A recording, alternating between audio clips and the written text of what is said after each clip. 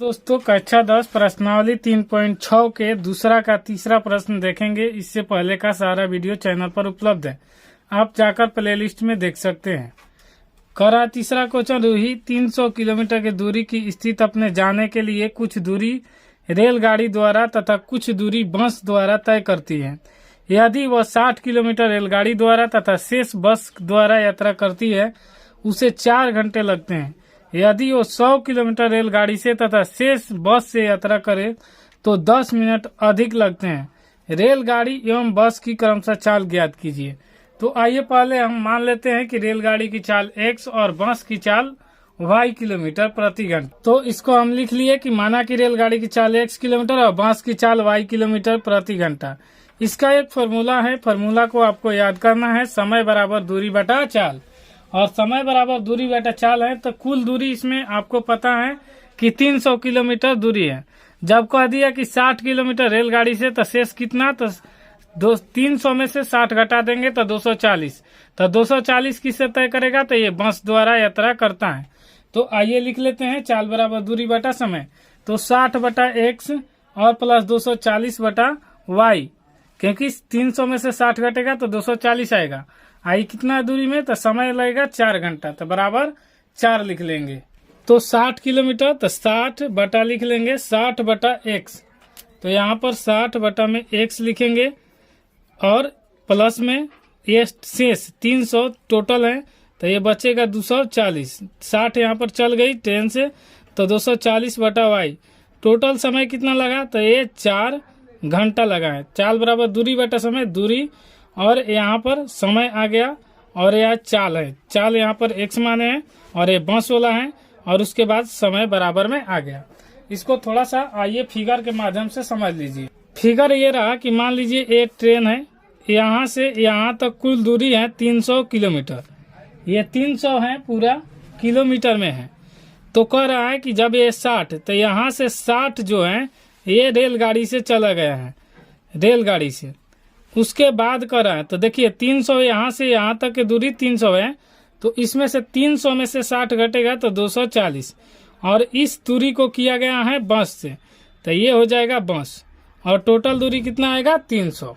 तो जब इतना समझ गए तो इसे हम समीकरण 1 नाम दे देंगे। फिर दूसरा के लिए इसी प्रकार दूसरा कंडीशन है कि यहाँ पर समझेंगे, कह रहा है कि 100 किलोमीटर रेलगाड़ी से तो 100 बटा x और शेष बस से, तो यहाँ पर बचेगा 200। 300 में से 100 घटेगा तो 200 बचेगा, तो 200 बटा y। ये कितना, तो इससे कह रहा है कि शेष करे तो 10 मिनट अधिक, यानी 4 घंटा 10 मिनट लगेगा। तो इसको भी लिख लेते हैं। दूसरा समीकरण को समझने से पहले थोड़ा सा फिगर समझेंगे कि ये 100 टोटल 300 किलोमीटर दूरी है, यहाँ से यहाँ तक चलेगा तो ये 100 किलोमीटर चलेगा किससे, तो रेल से। और यहाँ पर चलेगा तो ये बचा 300 में से 100 घटेगा तो 200 ये बस से चलेगा, तो 200 बटा में y और रेलगाड़ी के माने है x, तो यहाँ x लिखेंगे। और उसके बाद टोटल यहाँ 4 घंटे से 10 मिनट ज्यादा समय लगता है, तो उस समय को चेंज कर लेंगे। तो आइए इसको लिख लेते हैं 100 बटा में x प्लस में 200 बटा में y और उसके बाद बराबर में 4 घंटा 10 मिनट यहाँ पर लिख लेंगे।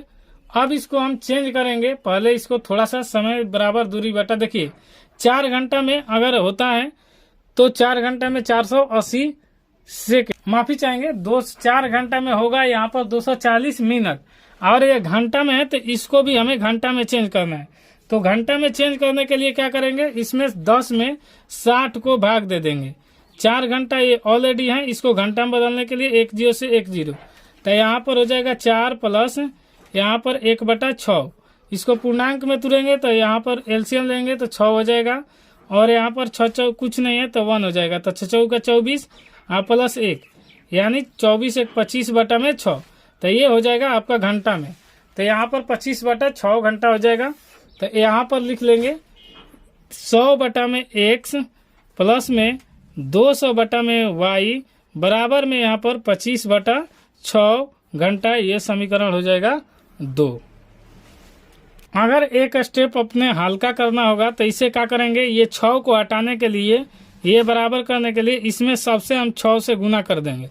तो 6 से गुना करेंगे तो ये देखिए इसमें 6 से यहाँ पर लिख लेते हैं 6 से गुना करने पर, 6 से गुना करने पर ताकि बराबर आ जाए। तो यहाँ पर गुना करेंगे तो देखिए यहाँ 600 हो जाएगा बटा में x और प्लस में हो जाएगा 200 बटा में y बराबर यहाँ पर 25/6। देखिए यहाँ पर साइड में करके दिखा दे रहे हैं 25/6 गुने 6 करेंगे तो आपको ये 6 से 6 कट जाएगा तो बचेगा 25। तो यहाँ पर लिख लेंगे 25। ये यहाँ पर हो गया। तो अब समीकरण एक यहाँ पर 2 ही रहेगा क्योंकि ये तो बराबर किए हैं, यहाँ वाला इसी को बराबर किए हैं तो समीकरण 2। अब एक को भी समीकरण 1 है तो यहाँ पर इसको भी बराबर कटाने के लिए करना पड़ेगा। तो समीकरण 1 में हम क्या करेंगे 10 से गुना कर देंगे। तो लिख लेंगे यहाँ पर समीकरण 1 में 10 से गुना करने पर।